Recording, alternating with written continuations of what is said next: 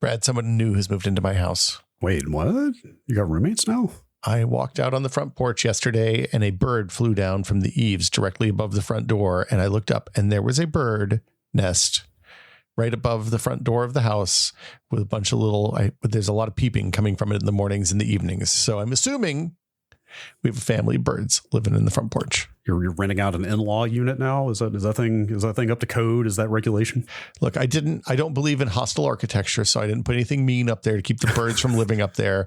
It is living on top of my fiber. The nest is set up right across the top of the fiber cable where it goes into the house, which makes me a little bit anxious. That's sure. But yeah, no, I got a cheap security camera from Amazon that is arriving today that I'm going to set up so I can aim it down into the bird's nest so we can watch the baby birds. That's great. That's an awesome idea. I think I can even stream it to Twitch, but I'm not sure about that. You should do it. Do you know what kind of bird? It looked like some sort of house wren or something. It wasn't anything fancy. I didn't get a good look at the bird, the mom. She was when I opened the front door, she was surprised and seemed pretty upset with me. So I didn't hassle her too much. I get it. Look, if you were regurgitating food into your children's mouths and somebody walked in on you, how would you feel? Look, I've done it before. We've all been there. How did the pigs get fed? Applesauce. I'm not going to answer that question. Lemonade. I don't know, man.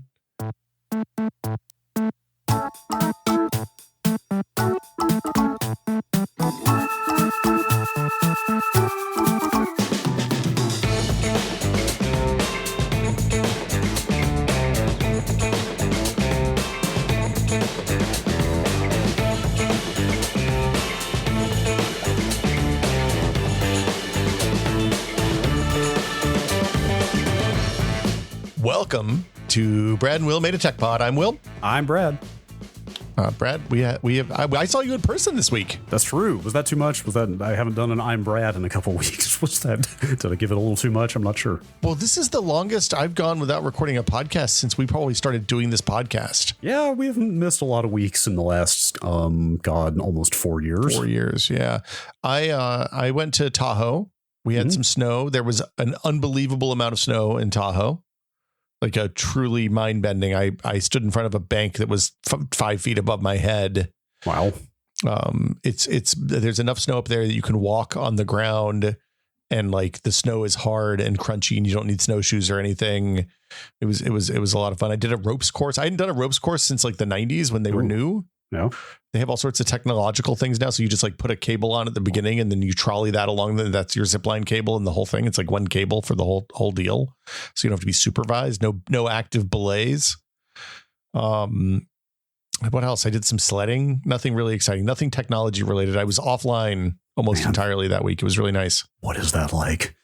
Actually, it was pretty good. Yeah. I was a lot less angry. I bet. I played werewolf with a bunch of kids. That was fun.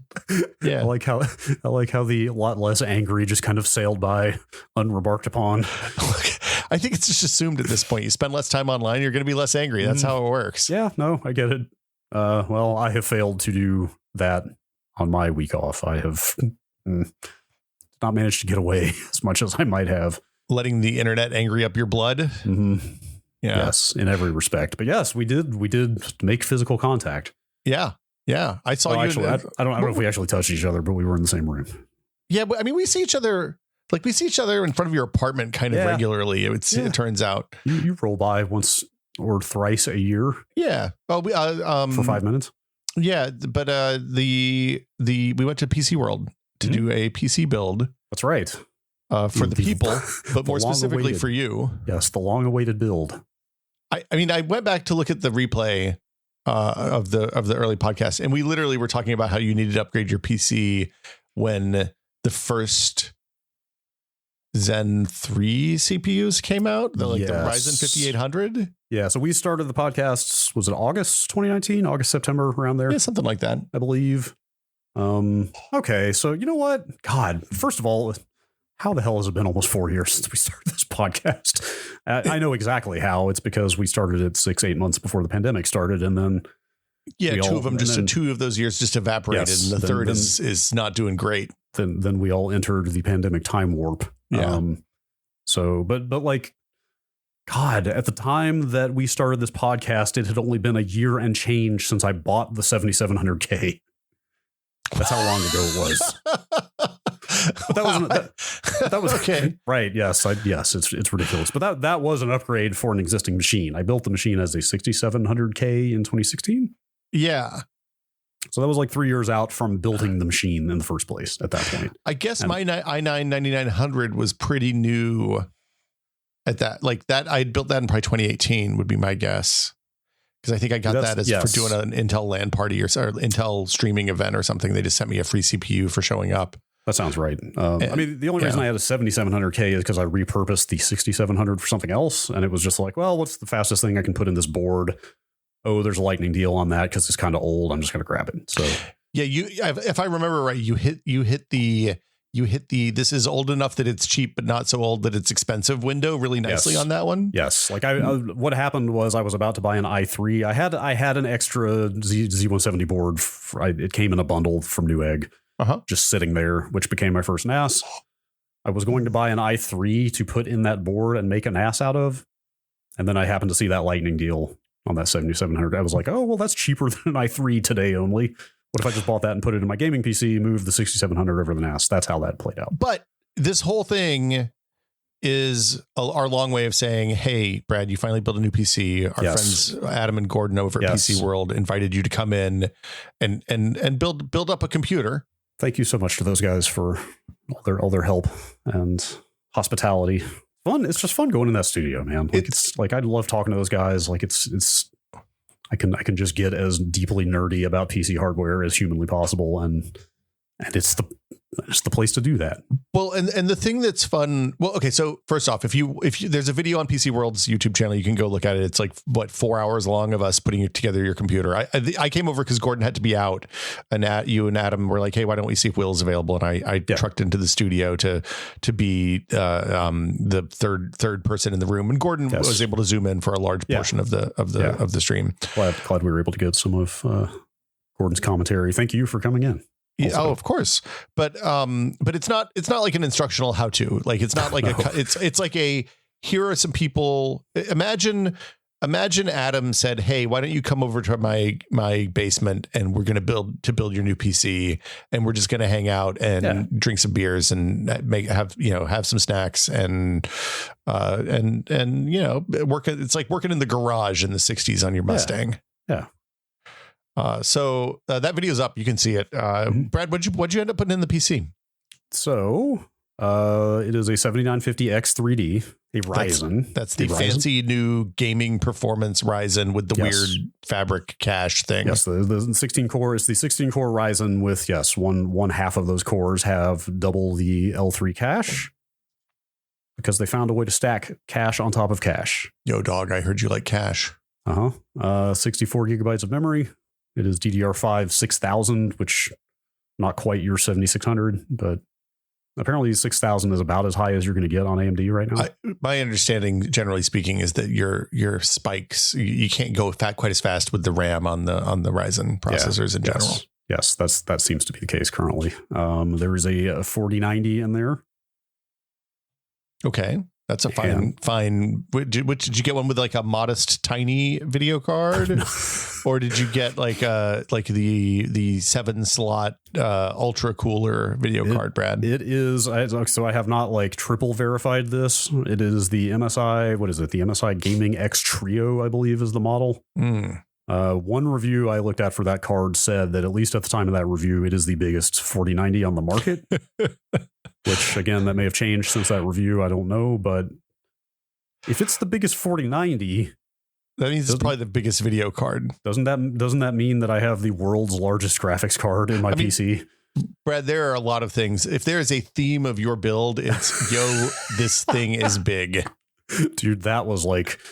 I mean, the specs of this thing are a beast. Like, it is a hell of a machine. Although I haven't had a chance to put it through all of its paces yet. I think we'll revisit that probably maybe in a couple weeks in terms of like actual performance. I have played some games that we'll talk about. Yeah, we had initially kind of planned to like go through how this machine how this all came together and all that. But you haven't had as much time as you'd hoped this weekend to kind of get into it. Yeah, there's just a couple of roadblocks, some troubleshooting. I haven't done like a lot of the big performance type testing I would have liked to have done, but we will talk about the game stuff a little bit. Anyway, what I was going to say is like the specs are a beast, but I think the real eye-opening moment of that stream was when we unboxed the case. I mean, like that was the actual jaw dropper. Well, also getting the graphics card out and showing that off as well. Like your accessory box for the case, you got a fractal. What was it? A fractal? It is a fractal Define 7 XL. Yeah, they aren't kidding. Your accessory box is as big as my Meshify Compact, basically. I believe that. Sure. I think it's a little bit thicker, my case, but not much. What is the Meshify Compact? It's their like that's it's the smallest case I've seen that will fit a micro ATX board. You have micro ATX? Hold on. Hang on, I'm looking. I think that's full ATX, right? Is it full TX? I thought micro ATX is what everybody uses. Oh, micro ATX is dying. Like that's on the way out. Oh, micro ATX is the weird one with only 2 slots. Yeah, it's not a micro ATX. It's either a mini or a standard. It's pretty much full ATX and mini ITX these days for big and little. Micro ATX being in the middle is kind of just getting like squeezed out of the market, it seems. This is one of those places where, having never covered motherboards, I don't actually know what the spec sizes are. I always have to look it up. So I guess now there's eATX, which is what my board is, because like you said, I got the biggest of everything humanly possible. Yeah, E is for extra, I think. Probably, or extended ATX. Anyway, E and regular ATX are the full-size boards. Mini ITX are the tiny ones that go in small form factor shoebox PCs. Micro ATX is the traditional, like, kind of mini in the middle size that they're just not making many of anymore. I think that form factor is on the way out. Yeah. Anyway. That makes sense. Anyway, this case is huge. Yeah, it's a big chunky board. My board is a full ATX, regular ATX. Yeah, that's what I thought. So that accessory box, again, you can see that on the stream, but I've had pizzas that were smaller than that thing. It's like, I think I might have said it on the stream. It looks like a Little Caesars pizza box because it's a gigantic rectangle. Like if you were to get a large rectangular pizza, it would fit in there maybe. It does have some real La Petite Caesar vibes. That is very true. I brought that thing home.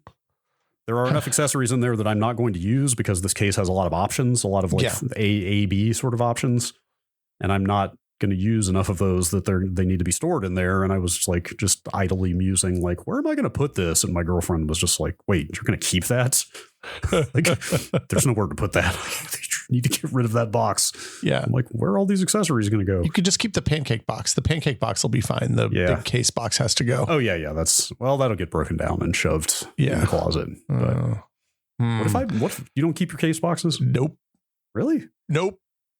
What if you move? I will carry it gently, wrap it in. Look, my case is I specifically purchased to fit underneath the secret compartment in the back of the bolt. Mm-hmm. So if I move, we'll put the cases flat, put a blanket on top of them, put the lid back on the secret compartment and drive away. Secret computer.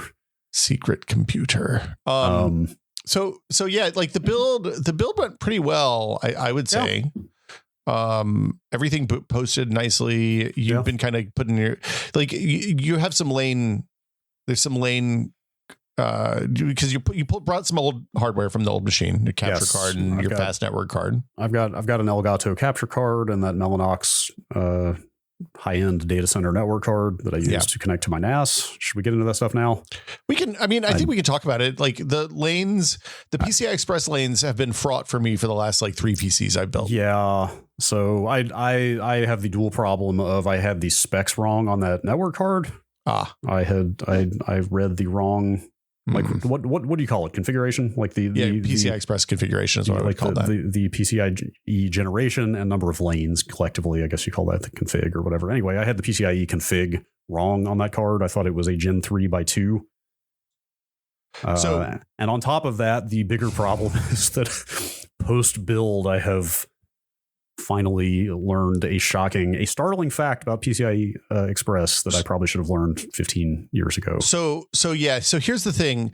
Each generation of PCI Express is basically 2 times faster per lane, Yes. right? And the lanes are the physical wires from the slot on the motherboard or the M2 slot in cases now to the chipset or the CPU, depending on how the motherboard's configured.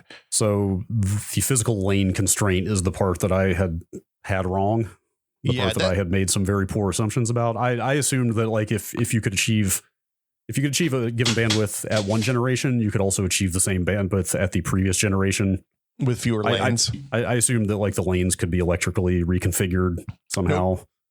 Nope. I was like, oh, well, if later generation lanes are higher capacity, then can't they just like double as older lanes? Like one would think that, but no. That was, yeah. So the upshot is like, if you have as I do, a Gen 3x2 slot and you put a Gen 2 card in there, it can only ever be a Gen 2x2. By 2, yeah. At most, and not a Gen 2x4 like I assumed, which presenting, I'll work around it. I'll find a way to work around it. But it was a rude awakening on some of the card configuration. And then again, that's something that I just like, I could have read an article 10 years ago and fully grasped that and just never bothered to.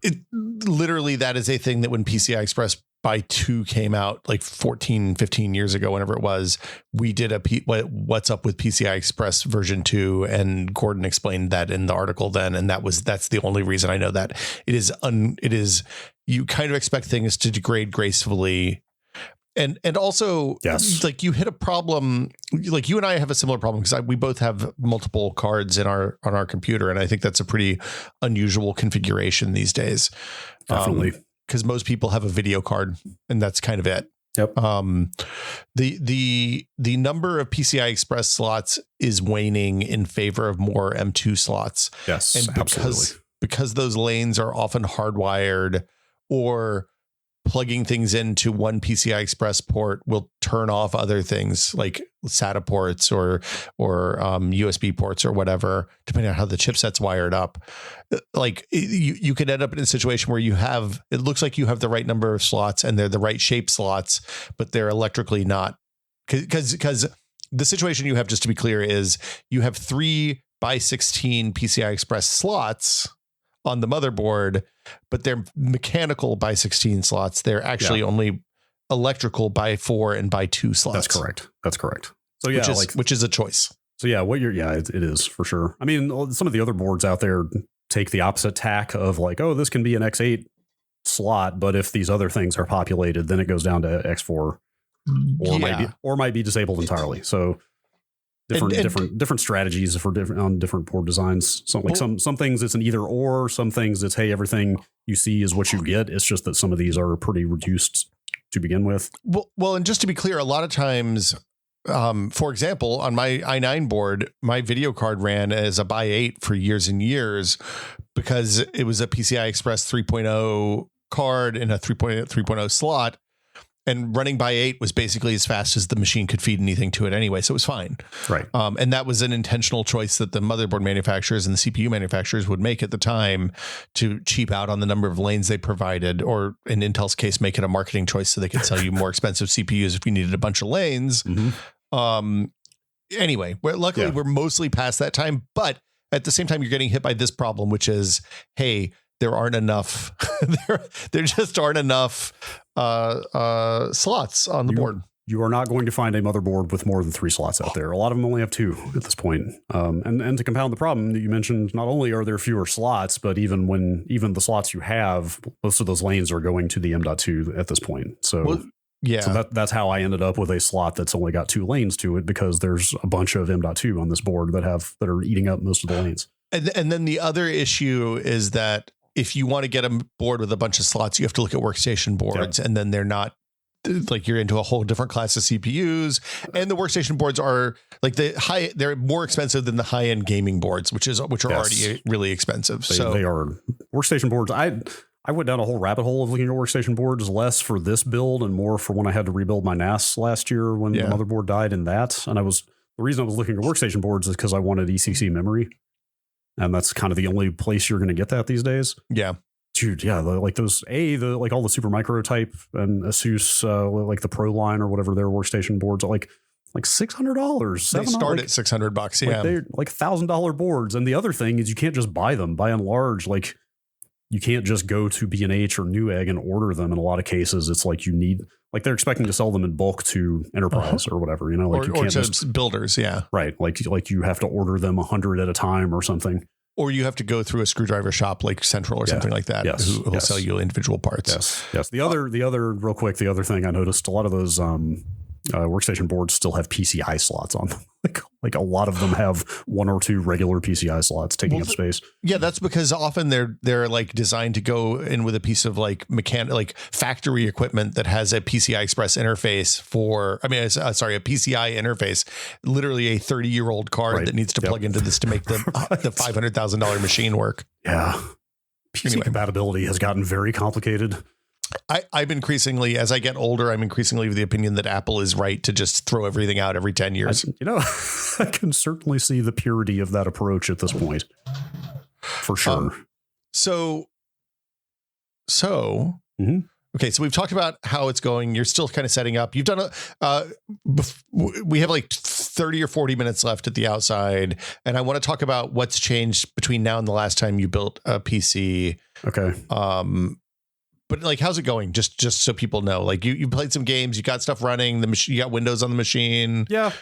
I was a little spooked by all the talk about AM5. AM5 is the new socket that the new Ryzens are in, the Zen 4 Ryzens. Like they'll talk about that and DDR5 being a little iffy and like early BIOS quality not being great and stuff. Like generally have not run into that too much, with the exception of I can't tell if it's resolved itself or not, but I was having an issue with soft reboots, just kind of like going to black screen and not actually rebooting and having a hard power cycle the machine.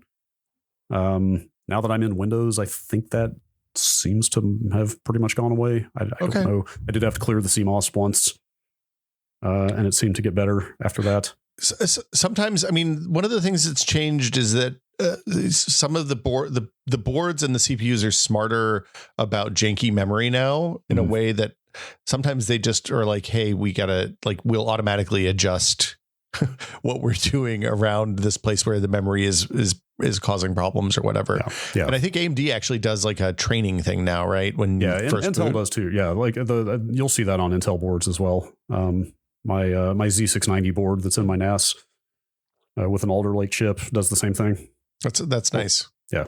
What else is going on? Yeah. So anyway, yes, I've gotten into Windows. I haven't activated Windows yet. It's still very much a fresh.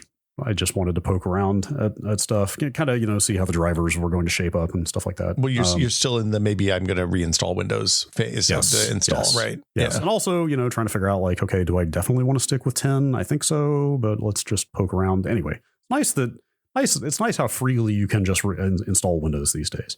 Well, the thing about, and even if you activate it, like when you reinstall Windows on top of that, on that same hardware, and you log in with your Windows, with your Microsoft account, it'll be like, oh, hey, I recognize this hardware. It's this key. And then you don't, it doesn't even bother you. It's really nice. Yes. Yeah. And I just wanted to make sure this build is stable, that I'm not going to have to swap the motherboard out or something like that before because you can move license to a new motherboard. It's just a little bit more work. They will hassle you. Anyway, I downloaded a bunch of ray tracing stuff. Oh, I got that Portal RTX mod. Yeah. I played most of that. That looks nice. It looks nice. It's like, I think Vinny might have also said this on an X-Liner podcast at some point. The very evenly lit, sterile setting of Portal turns out to be kind of a muted way to show off ray tracing, because there's just a lot of light from every angle and everything looks a little flat by design. The thing I will say is I felt like when I went back and looked at what it looked like before, I don't know that it's an actual improvement. Like the ray trace lights versus aesthetically, I think that a lot of thought went into the way the lighting worked in that game originally. And I don't know that it's necessary. Like I don't think it's a necessary thing to go back in, and it's not like where Quake was flat lit and Quake 2 had all the weird colored lighting and stuff like that in 1998 or whenever it came out.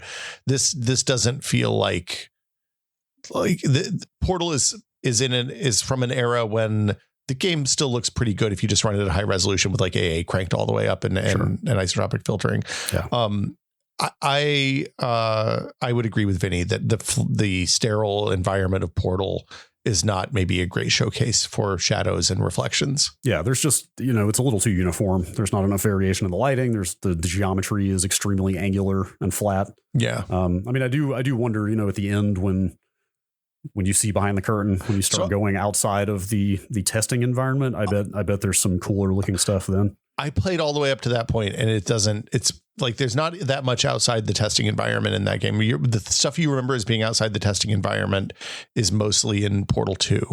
Like there's a third of the game after you reach the final testing chamber where you're traversing stuff, but it's still like offices and like you're not seeing like all the girders and the weird balls and all the the legacy of Aperture's Past and all that. Sure. I don't know. I was like I don't want to diminish the work that went into that because I know that people spent a lot of time on it, and it's cool that it exists. I'm happy with.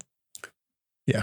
Well, the other thing is that it was made with RTX Remix, that tool that lets you kind of bolt ray tracing onto old games, and so.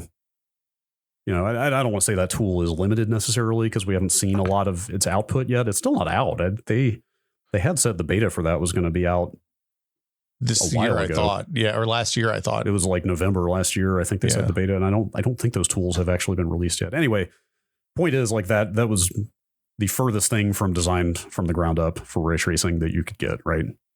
Yeah. So I could see it being a little limited. Quake 2 runs at 200 frames a second now. I couldn't on my old machine with a 3080, I think I could barely hit 60, maybe not even 60 with DLSS at 1440p. Now I am at 1440p native without DLSS and 200 frames a second on this card. It's ridiculous. Yeah, I feel like when I played that on the 3080 on my 9900K, it was pretty performant. But not 200 frames a second performant, probably native. Probably had DLSS on. Well, that's on the new machine. Yeah. No. I'm saying like to like, yeah. Yes. The intermediate was like when it launched, it was pretty good on a reasonable CPU and GPU at the time, which was probably 3080.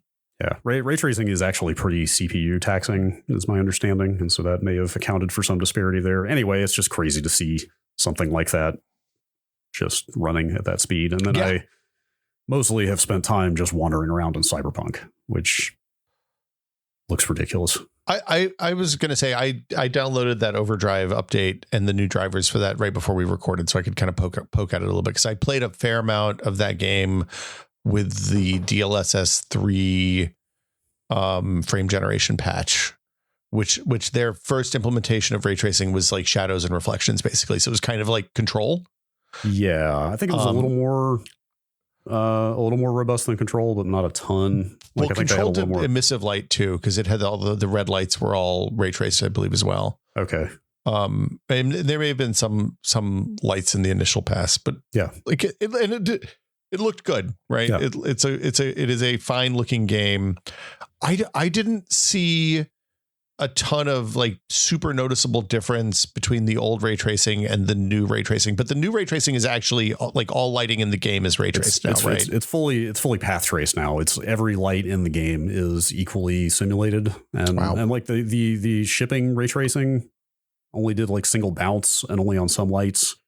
Like it was pretty limited. This is multiple bounces from literally every light in the world. You should do some side by side. It's super apparent. I have to salute their rendering engineers at CD Projekt, because you can flip between literally every preset in that game, from low raster all the way up to ultra to Steam Deck to all the ray tracing modes to the path tracing mode.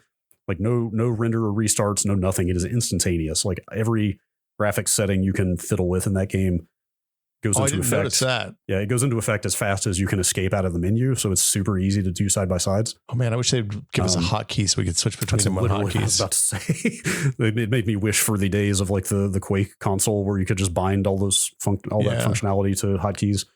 There may be a way to do that. I would like to try it, but like go into some corners, some alleyways, some like under overpasses and stuff like that, and flip back and forth between like the rasterized ultra setting and the path tracing. It is extremely apparent what it's doing at that point in terms of everything going from just like really flat and fake looking lighting to everything is getting shadows that are like physically correct for some reasonable definition of physical correctness.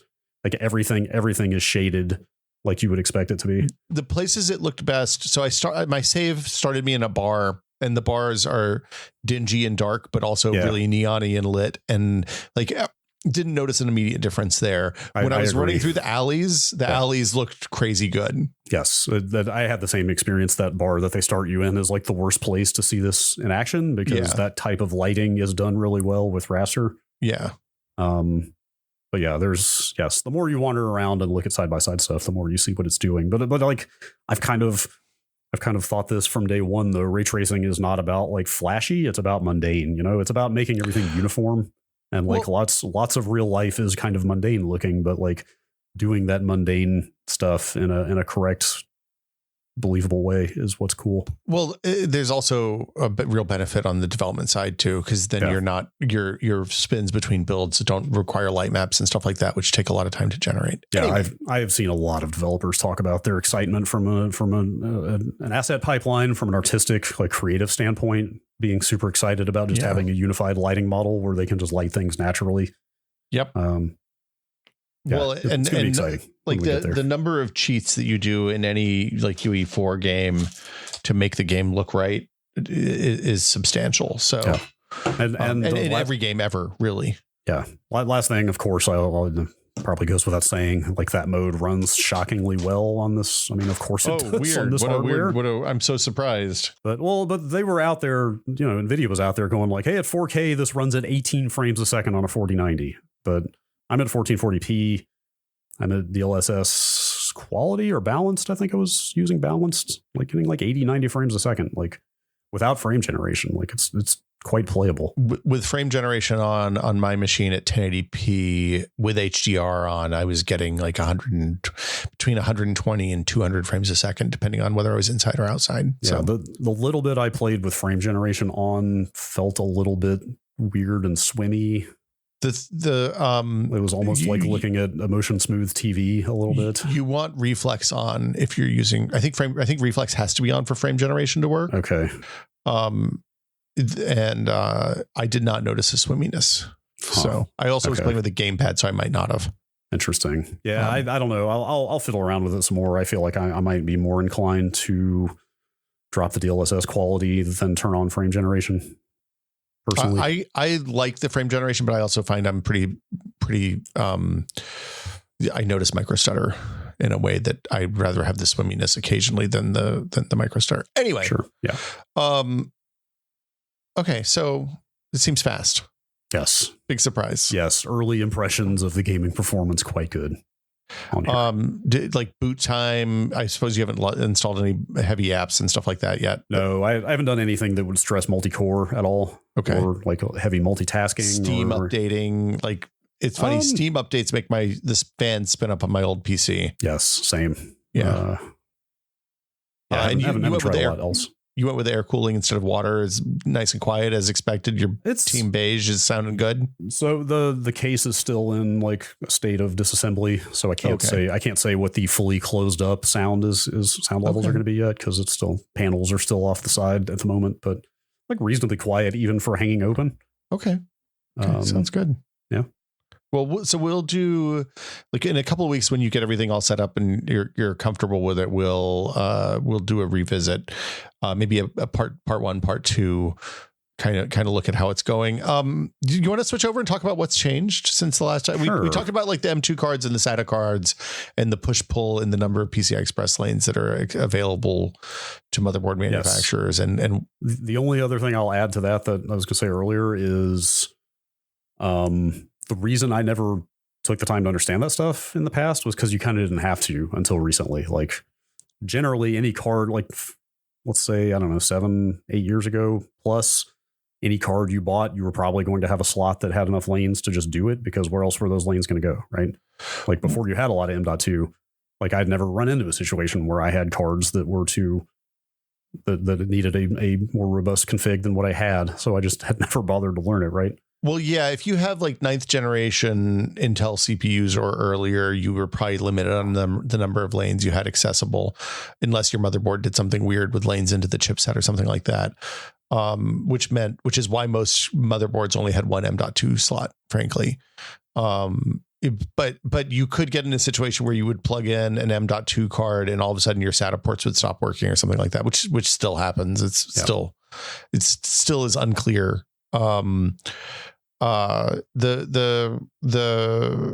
generally speaking, the thing I wish I had known the last time I had to move an M.2 machine to another M.2 machine, because we're getting into the era now when people will have like their C drive on an M.2 and they're building a new machine, and like it's especially if you only have one M.2 slot on your motherboard or a limited number of M.2 slots, or you don't want to have to disassemble the whole machine to migrate data off your old drive. You can buy an M.2 reader for like $20 from Amazon that you just plug the old drive in, plug that into a USB port, and then you get full, like it shows up just like a USB drive on your machine, which makes pulling stuff off of old drives much easier and doesn't require like network transfers and stuff like that. That very much feels like something that anybody who does a lot of PC stuff should just have on hand at this point. I should definitely get one of those because having to open up a machine, and especially all the disassembly you have to do on a lot of machines these days to even access the M.2 sockets, like having to do that every time you want to read something off of a spare drive, that's not fun. I literally spent $20 on one just so I don't have to like take apart a machine to see what's on M.2 drives that are sitting around my desk. You have to buy the kicker is if you have M.2 SATA drives, which are pretty rare these days, then you'll need a different reader for that than M.2 NVMe drives. So you might need to buy two. Yeah, I don't think SATA has got a lot of life left in it generally. Well, M.2 SATA drives would be from like pre-2014, I think. They're mostly laptop drives. Yeah. Like older laptop drives. There wasn't any reason to put an M.2 SSD on a SATA M.2 SATA interface on a desktop PC because they give room to put real SATA drives in. I think SATA is probably like we'we'll continue to see SATA for spinning Rust drives. Yeah, for sure. Yeah. Not for, I mean, SSD. They're going to keep being around for SSDs, such as people can jam them into old PS4s and you know, like the millions of places that have a SATA port. But yeah, but you're starting to see fewer SATA ports as I looked through boards. Like there's a lot of boards out there that only have 4 SATA ports on them now. Yeah.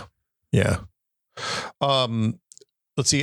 There's a note here that says putting the CPU in is still scary. Like everything else has gotten easier. Like there's like plugging hard drives in, like not having to deal with SATA and SATA power and screwing them in and all that stuff, and just like slotting a chewing gum stick sized piece of ROM of flash into the motherboard is way easier, I think. But the CPU is still freaking scary. Yeah, is it land grid array? Is that what they've all moved to now? The land grid is when the pins are on the motherboard and the lands are on the socket. I somehow find that scarier than when the pins are on the chip for some reason. Well, so the reason they switched that for 2 reasons. One is so that if you bent a pin, you destroyed the cheap thing instead of the expensive thing. Oh. But that was also in a world where the CPUs were $1,000 and the motherboards were $200, and now they're basically the same often. Yep. The other thing is the density is a lot higher on those LGA sockets than it is on the pins on the CPU. So like I don't know. It's not a great interface. Like it's you have to line it up and you have to drop it straight down, and the potential for failure that's heartbreaking is there. Yeah. And you just have to be careful and take your time. Yeah. I mean, if you're careful, you get it in there once, you know, drop the retention mechanism, you're probably fine. But yeah, the important thing is to make sure that you don't do anything goofy. Like if you have to swap out a cooler or something later, you want to make sure you warm up your goo so that it doesn't cause you a problem and stick to because the surface tension of the cooling paste, if it's cold, is such that it'll not, you have to kind of twist and lift when you're lifting off your cooler. So sure, be careful. Oh yeah, I used that graphite pad instead of paste. Oh yeah, doing this build. Yeah. I can't. How are your temps? You haven't checked yet? I've been looking at them. The thing is, like I said, the size are still off, so it's not really accurate to what it's going to be. Oh yeah. In normal operation. I mean, inside the CPU, the interface between the CPU and the cooler is such that it should be about what you would expect. It's been idling in the 30s to low 40s. Okay, that seems good. I think is decent for these chips run pretty hot to begin with. The highest I've seen it in games is like 65, 70 so far. Yeah, that's pretty good. So feeling okay there. I'm interested when you install fan control, which we'll talk about in a minute, which of the temperatures you use for your CPU temp. Yeah, I will go get that thing and mess with it. I'm curious because you've spoken so highly of it. I mean, the motherboard does have pretty robust fan curve control to begin with, but curious to see what else you can do. Yeah, the big benefit. Well, we'll talk about it in a minute, but I think they need a better name than fan control. It's really hard to Google fan control. It turns out it's really hard to talk about. Make it clear you're talking about the software. I was to say we talked a little bit about memory training, which is like a first boot thing on newer motherboards, newer CPUs, where it basically I think it just runs through the whole available addressable RAM and does like a mini mem test or something on it, so it knows what's up. That's what I ended up having to do on that Alder Lake board for my NAS, because I had 4 sticks of the same model of memory, but from 2 different kits bought 3 years apart. Yeah. And I couldn't, obviously, so that was another lesson I had to learn on the spot of like the XMP is slightly different for every kit. Yep. Even though it's the same model. So XMP wasn't going to cut it for all those. And so I set everything to auto. All I did was manually set the speed on those DIMMs. Okay. Which was 2400, and left everything else at auto, and then rebooted, and it kind of did its thing. It did 60 seconds of black screen and a couple of reboots, and then it came in and had timings that have been super stable for all of those. The knowing which fan headers to use now on a motherboard, like I mean, I don't know if this is a fancy motherboard thing. It kind of is, because cheaper motherboards tend to have fewer fan headers, but it used to be that you had a CPU fan header, maybe a pump fan header, probably a system fan header for the rear exhaust fan, and then maybe a couple of fan headers in the front. And newer motherboards have, like my motherboard has like 8 fan headers on it or something like that. Some of them are tied to each other, so like it'll run the same speed as one of the other headers. Some of them are specifically for the pump. Some of them are always full speed for the pump. There's a bunch of options. Yes, that's exactly how the board in my NAS is an ASUS, and it's got CPU fan and CPU opt, which I assume is optional. I think that's for like if you have an additional fan on your CPU cooler is the idea there. So right, like yours is specifically like your Noctua cooler is that situation. So on that ASUS board, the CPU opt is tied to running at the same speed as CPU fan. Okay, you can't change that, and it's got I believe it's labeled like AIO pump or something, and that one runs at full speed. That one you can't set a curve on. Yeah, which is fine, because the pump you can run the pump at full speed. It doesn't hurt anything. This is the Gigabyte board that I've got in this new build seems to let you set all the curves independently for everything, no matter what they're. Even though half of them are labeled pump, half of them are labeled sysfan. There's a CPU opt on there. They're all wired up so you can control them all. Yeah, that's nice. I think the ASUS thing, I think that's an ASUS thing, is that the opt and the CPU fan are tied to each other, because my ASUS board is like that. The other thing is, like, given the complexity and depending on how complicated your fan controller situation is and the number of fans in your system, it might actually make sense to have a fan controller now in a way that it didn't necessarily before, even with all these ports on your board. So see, here we are already running into the problem. When you say fan controller, do you mean a physical mechanical one? You don't mean fan control, the software package. I mean both. I mean a hardware device that fan control can interface directly with and control. So this case does come with a fan controller. The Fractal controllers that come, because they'll often include like an RGB controller and a fan controller. They're often very stupid in that they just run at specific speeds, and you can't control the curves or the RGB independently. This the fan controller in this 7XL I think can take 9 or 10 additional fans. It's a lot of fans. But yeah, you can I think they all have to run at the same speed. You can't control them independently. Yeah, but I mean, which, just to be clear, like if you want to turn one port on your motherboard into a radiator port, it's fine to do. Like that's a fine way to do it, right? And run 3 fans on your radiator off of that or something. Yes. Yeah, you'd want all those fans running at the same speed anyway. Yeah, but if you like, yeah, that's it. That's the long and short of it. The one weird behavior that I ran into there was I had to put one of the case fans in a pump, in a header labeled pump. Mm-hmm. And the pump ones turned out to be tied to the CPU speed. Oh, okay. And so that was only one case fan that was on a pump header. The rest were on sys fans. And so I kept having this weird behavior of like this super loud fan spinning up and down constantly. And I was like, man, like, is that graphite pad crappy? Is my CPU overheating? What the hell's going on in here? Turned out it was just one of the case fans was behaving like the CPU fans, which are much bigger and quieter. Got it. So it's totally fine. You just go in there and change which sensor it's kind of attuned to in the BIOS, right? Right. But it was just oh, that's why those are all pump headers, because they all default to paying attention to the CPU. Well, and I was gonna say the interesting thing is the fan headers, like you want to do that BIOS work even if you're going to install fan control later, because there is the time between when the PC boots up and when fan control takes over after Windows starts that you want to have, like, you don't want the machine to be running at 500 frames at full speed, or else it'll make you crazy when you reboot. I also learned during your build that you can split PWM fan headers. I didn't know that you could do that until I saw that Noctua includes a splitter in their box. And I guess I should have known that because my Fractal fans have ins and outs, and you can pass through on those. Yeah.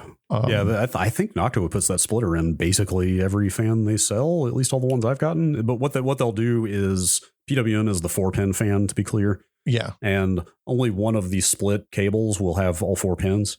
The others will only be 3. So basically what the others are just running at the same speed. The signal comes back from one fan, and then the same voltage goes out to the other. Right. The PWMs go out to the other fans. Yeah. Because you couldn't report RPMs or whatever the information from multiple fans over the same pin. Yeah, that makes sense. There's new stuff to install on the Intel side. At least you have to install that Intel Management Engine software. The IME is basically a little standalone, real low power CPU that manages the rest of the. It's like the brain for the computer. I don't know. Maybe that's not the brain. Maybe it's like the hypothalamus or something. But it does like housekeeping stuff and make sure that threads go to the right places and all that kind of stuff. Interesting. Brad, you wrote cases are just so much better now. Yeah. I think you bought a nice case too. Well, I did, but all of them are nicer. Like I saw some other cases in their office. I worked with a Torrent a little bit, which is another Fractal. The days of just rough hewn industrial metal are kind of over. You're probably not going to cut your hands up that much. Like generally the routing options are pretty intelligent. That's true. A big part of me writing that down was because this is my first case with screwless side panels. Oh yeah. So I'm up and down on those, honestly, because my Fractal has those too. What's not to like? On my case, which is a little smaller, the back panel, I have to actually do a really good job on the wiring, or else the back side pops off. Oh no. Well, I mean, it's not an issue because I did a nice job with the wiring. I see what you're saying. Yeah, but it is like a consideration that I have to not, like, I can't just do a quick tidy. I can't chuck something in there and then just slam the case on and bust those screws on to hold it in place. I have to actually do it right, which is both a pro and a con, I think. What if you had an obscenely, unnecessarily large case? I mean, look, your case had a 3-inch, like a 2-inch separation between the door and the back of the motherboard tray. Yep. Never seen anything like it before. Cable management will not be an issue in there. Well, also you don't have a window, so it doesn't matter. I literally had that thought as I was wiring all these system fans up. I was using the Noctua case fans I've got have like shockingly short cables on them. Yeah. And I assume that's because, if you mount them near a header, you don't want a ton of extra slack. So they throw a big extension cable in with each one. I had to use all of those extension cables because the case is so big. Well, as I was wiring all those things up, I had the thought of like, man, I sure am glad I don't have a window on this thing because I can just do this wiring in as ugly a fashion as I want and nobody will ever see it. Well, you could have daisy chained those Noctuas on the front. So you could have used the splitters to do that and just run one long extension across. True. Maybe I could still do that.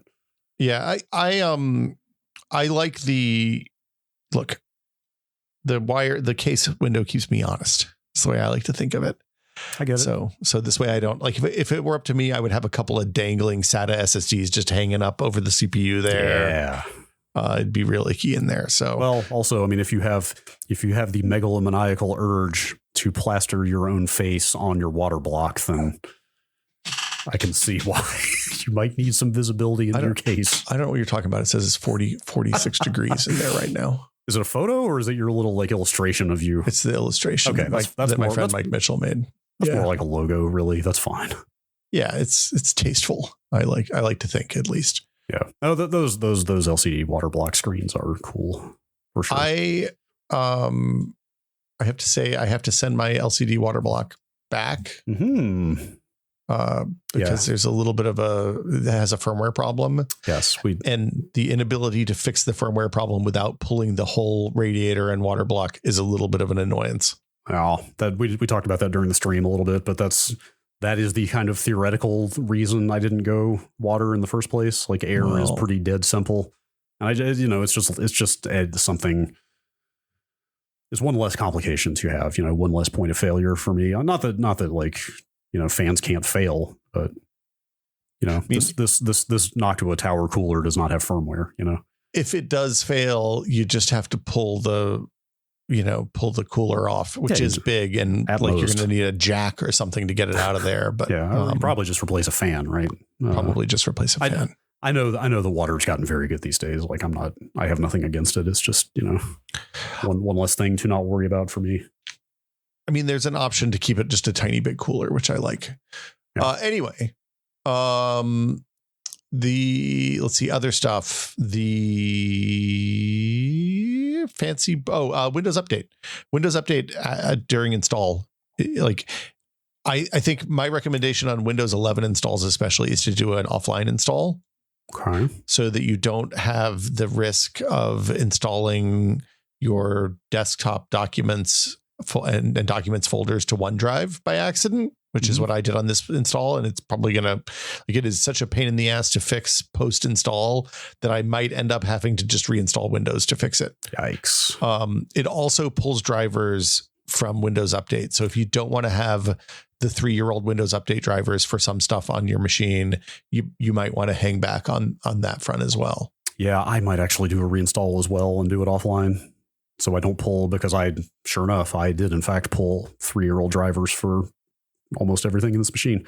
I've been aware of Windows Update pulling like NVIDIA drivers for a while. Like they've been doing that for ages, I guess, right? Where you'll be like, hey, I didn't go manually download NVIDIA drivers, and yet here is the NVIDIA control panel. Yeah. But they're doing that for kind of everything now, which is a little strange for me. Like I'd literally first log in on this new install, I got a pop-up from the Gigabyte Control Center like the second I logged in, and I was like, wait, I definitely did not go install that. What in the world?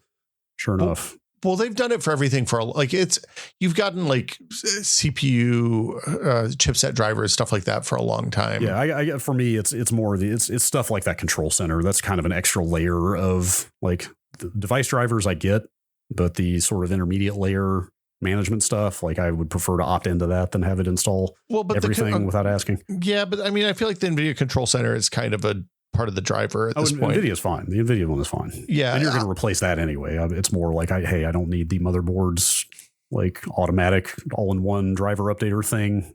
I can just go get drivers myself. Yeah, I generally would rather handle the motherboard drivers myself. Is where I land as well. Yes.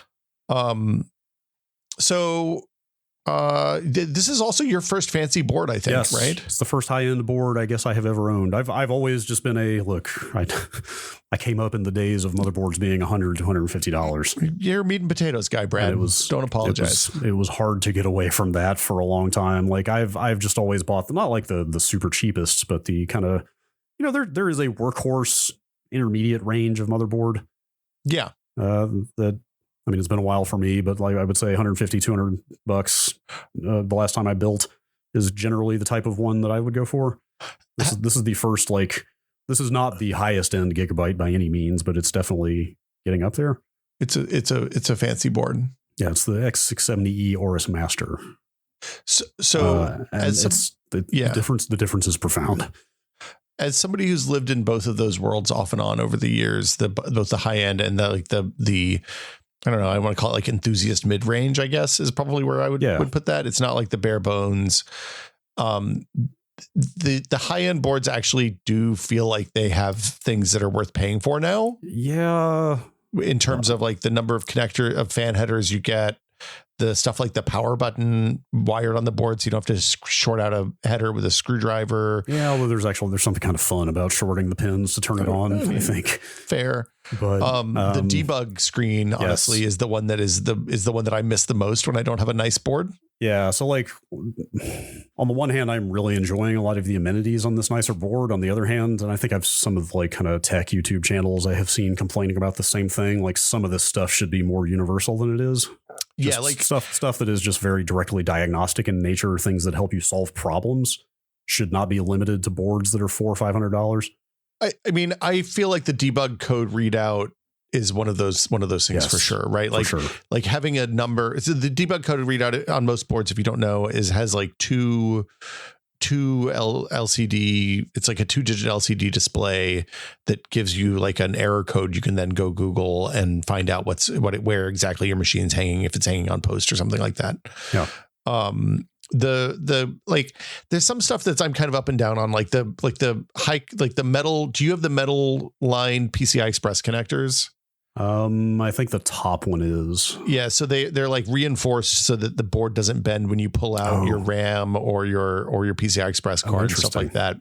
I quite like that. That to me feels like it's okay to be a high end thing, because like most machines you don't need to design it to pull hardware in and out constantly.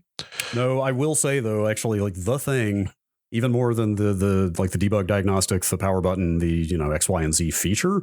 The thing that has stood out to me the most about this board is just how much like higher quality and easier to work with all the basic connectors are. Yep. Like the 24-pin ATX power, it's like butter sticking the connector in there and pulling it out again. It's like I've had boards where it is so good. You feel like you're going to like break the board.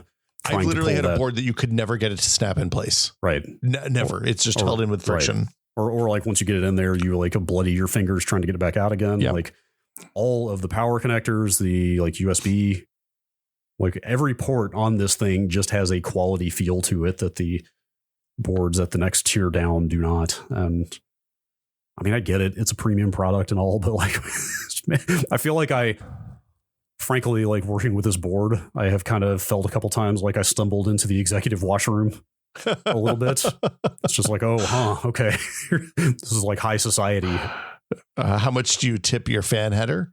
It's like, right. It's like, man, like, you have caviar? Just wow.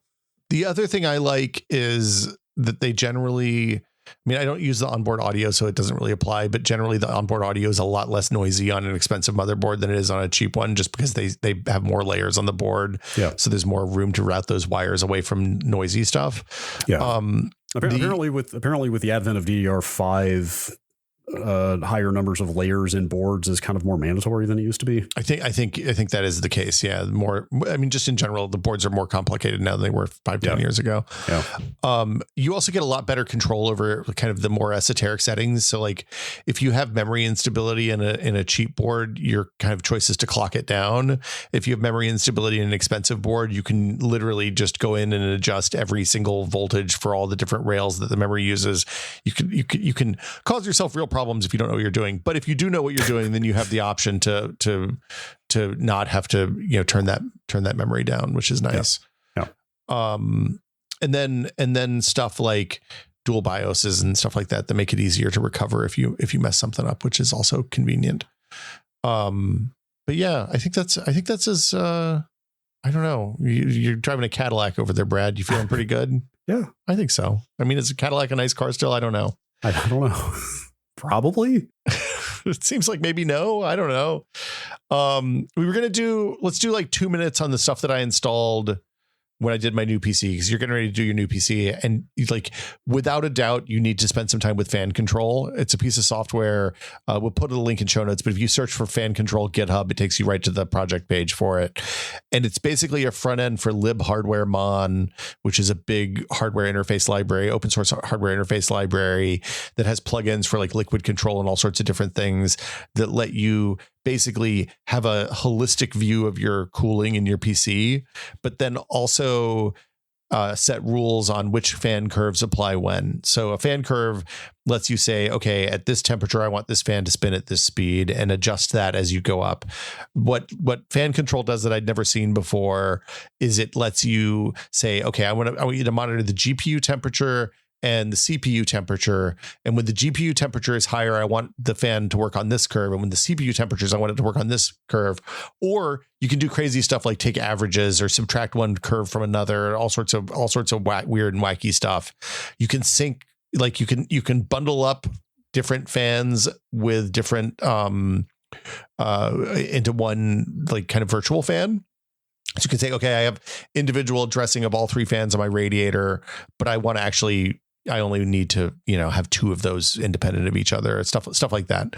It is an incredibly powerful piece of software. I just pulled up the GitHub repo, and like when you say open source, I envision like command line utility, or like, oh, maybe it's got some janky half-assed GUI or whatever, but at least based on this one screenshot, this is like a real ass thing. Like this looks, it's fabulous. This looks very nice and very comprehensive. I'm definitely gonna have to grab this. It is a much better way to manage your fans than any. It's more powerful than any software I've ever used for this.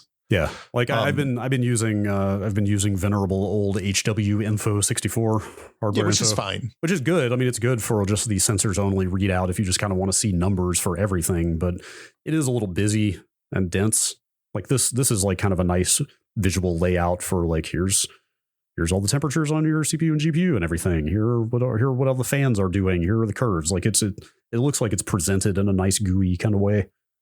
It is very powerful and very good, and it even gives you control over like hysteresis, I think is how you say it. But like the how much the variability in the fan speeds in the temperatures affects the fan speed, so you don't get those like weird spikes where it spins up for like half a second and then spins back down. So you can say, okay, I want to only apply this on the way up and not on the way down. You can say I want to not adjust fan speeds until the temperature is held for 3 seconds or 5 seconds or 10 seconds. It is a really lovely piece of software. It's in active development.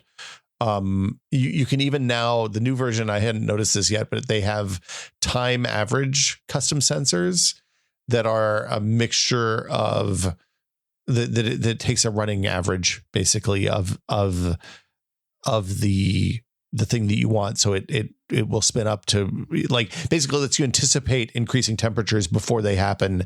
So you can spin up the fans a little bit in advance, and then it'll keep it from getting hot. It's freaking rad. It's really a cool piece of software. I could definitely see with water where you have a pump and more behavior to play with. I can definitely see why that would be fun to configure and kind of script behavior. Yeah, and the pump is like I don't actually adjust the pump temperature all that much, the pump speed all that much, but I do adjust the radiator fans a lot. Sure.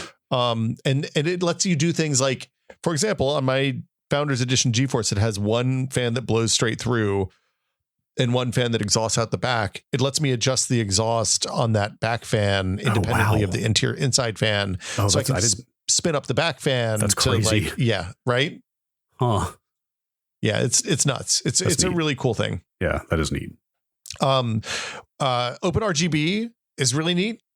OpenRGB is an open source controller for basically all the lighting stuff in your computer, and it is independent of the built-in utilities. So you don't have to install like the motherboard one and the one for your video card and the one for your desktop keyboard and mouse and all the 50 different things that you have on your computer. You just install it, and it uses an open source library to talk to all that stuff directly. And it just works, and they have like nice presets for everything. You download presets that other people have made. I know that doesn't apply to you, but it's a really handy piece of software. So yeah, that sounds cool. Hey, PCs, they're back. Yeah, and then the other thing I was gonna say is like I want to hear. Like I think I talked about it a little bit before, but I did a D drive with like folders for the different types of projects and then subfolders for like my projects inside those. I think I'm going to flip flop that and have like all of my Stray Bombay stuff and all of my Twitch stuff and all of my podcast stuff and all of my laser cutting stuff as the top levels, and then have the utility. Because I initially thought it would be nice to just say, hey, have my video editor always save in this folder. But it turns out I always have to just move it anyway because I move into the project folders. So anyway, then you have to sort projects from 5 different sources, right? Yeah, it's complicated. Mm-hmm. But yeah, we'll probably talk about that in an upcoming episode once you get everything up and running and are happy with your setup.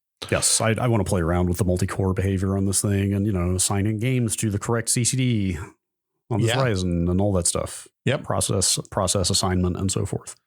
I want to hear what you think about fan control. So that'll do it for us this week, I guess. Yeah. As always, you can find out more about the podcast. As always, the TechPod is a 100% listener supported podcast. That's what I usually say. Mm-hmm. That's right. If you would like to join the ranks of our wonderful patrons, you can go to patreon.com/techpod. And for $5 a month, you get access to the monthly patron exclusive podcast. You get access to the fabulous TechPod Discord. You get to hang out with some really smart, wonderful people on the internets, which is my favorite part of the whole thing. Yeah. That's pretty much it. So you can go to, again, it's patreon.com/tech. It's been so long since we've done this. I forget what I say. It's been 2 weeks. It's like your podcast muscle starts to atrophy. I know. Again, it's patreon.com/techpod. And as always, we like to thank our executive producer tier patrons every month, including Nick Johnston, Paddle Creek Games Makers of Fractured Veil, Andrew Slosky, Brad's Midsize Hoodoo Voodoo Switcheroo, Octothorpe Bunny Crimes, Just Wedge, Joel Krauska, Twinkle Twinkie, David Allen, and James Kemick. Thank you all so much. We appreciate you. And I guess that'll do it for us this month. Week. This is a weekly show. If you didn't listen to it last week, make sure you listen to that Raspberry Pi episode of the FOSS Pod. Yes. It's exceptional. We were very fortunate to get to talk to Eben Upton, who is as central to Raspberry Pi as it gets. Yeah, and it all around genuinely delightful guy to chat with. So fascinating conversation. And you can find that at fosspod.content.town. We will see you all next week. If you have questions about Brad's new computer, send them in the question seeking answers channel of the Discord, or you can post them to the email address at techpod@content.town. And make sure you check out that PC World build video if you want to hang out with us for a few hours while we build Brad's new computer. Yeah, that was a good time. We did a fake cold open and everything. It was like a real TechPod episode almost. We tried. Yeah, we tried. It's weird to do a cold open when I'm sitting in the same room with you, Brad. I don't know. I'm not used to it anymore. We'll see you all next week. Thanks for listening, everybody. Bye.